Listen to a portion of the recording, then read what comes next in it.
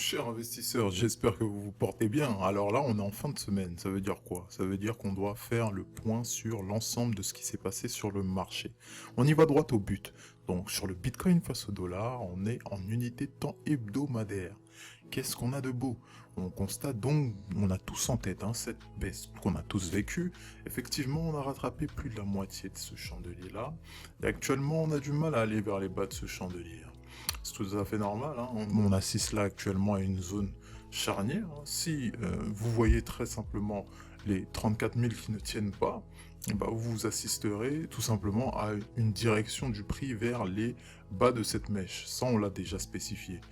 Le deuxième scénario, c'est quoi? C'est que si on arrive à casser fortement les 42 000, là, on peut être sûr d'aller retrouver de très belles couleurs au niveau de 45 000 dans un premier temps et par extension les 50 000. Ce qui sous-entend qu'on irait déjà bien plus haut. Donc, actuellement, vous voyez déjà les deux scénarios distincts sur lesquels on va devoir se diriger dans les prochains moments.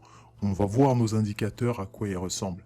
On a eu, bien sûr, notre RSI qui continuait progressivement d'aller vers la zone des 50, mais et progressivement, on voit que ce n'est pas encore le cas. Pour ce qui est du MACD, on voit encore une fois de plus ce croisement qui est toujours établi, mais sous-entendu, on n'a pas forcément besoin de le considérer à l'instant T. Pourquoi? On va le voir en unité de temps journalière. Vous apercevez que on a pas mal de journées qui témoignent d'une hésitation. Donc, à partir de ce moment-là, on sait que on est dans une période où on attend véritablement un regain très fort et probable des acheteurs. Ce n'est qu'une question de temps, on attend que tout cela soit acté parce que c'est le scénario qui est privilégié à l'instant T.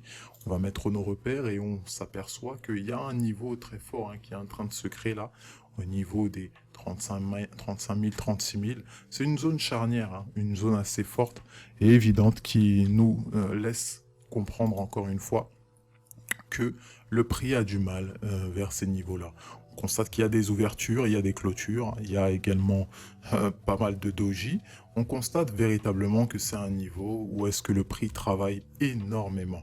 Donc actuellement, on constate que soit il doit servir de rebond, soit il va casser. Ça peut pas être les deux à la fois. Donc on est informé. Unité de temps 4 heures, on va d'ailleurs s'apercevoir que la latéralisation s'effectue d'autant plus depuis pas mal de temps, depuis la fin de soirée dernière, et on constate vraiment un affaiblissement des mouvements qui est progressif. Peut-être que ça laissera place à une activité beaucoup plus prononcée justement. Qui sait, on va voir. En tout cas, la semaine n'est pas terminée complètement. On sait que tout est encore possible, d'autant plus le week-end en raison de la faiblesse de liquidité. Donc là, actuellement, vous savez qu'il faut être prudent. Il faut être prudent. La semaine va commencer demain. Tout simplement, on constate qu'on est toujours en dessous du nuage. On est en dessous du nuage, là, pour l'instant. On évolue en dessous de celui-ci, mais on latéralise pas mal. C'est pareil, c'est la même chose qu'on voit juste de manière plus précise en unité de temps 1 heure. Latéralisation se situe même au sein du nuage, ce qui rajoute encore la confirmation de cette latéralisation. Allons sur l'Ethereum face au dollar, parce qu'il y a également de beaux mouvements. Contrairement au Bitcoin, sur l'Ethereum face au dollar, on se situe en dessous du nuage en unité de temps 1 heure. On arrive progressivement sur des niveaux qu'on avait tracés depuis pas mal de temps, que le prix en soi ne considère plus vraiment.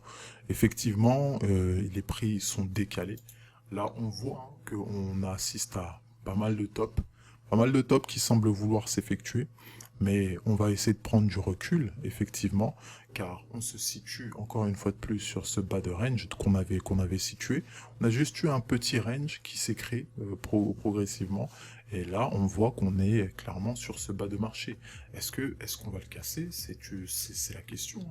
Là, ça peut se faire aujourd'hui, comme on peut tout simplement rebondir dessus. Là, en tout cas, on voit qu'on évolue clairement à l'instant T au niveau de ce bas de range. Va-t-il servir de support? On l'espère. On voit qu'en unité de temps 4 heures, qu'est-ce qui s'est passé également? On assiste encore une fois de plus à une cassure de Tenkan Cassure de Tenkan, donc on évolue bien en dessous du nuage. Là par contre, effectivement, on constate que la respiration est très grande hein, sur l'Ethereum face au dollar. On était destiné à vouloir rattraper au moins les 2900 qui constituent le haut de notre zone de compression qu'on avait déterminé, mais actuellement on semble vouloir se diriger encore une fois de plus vers un comportement de respiration en termes de prix.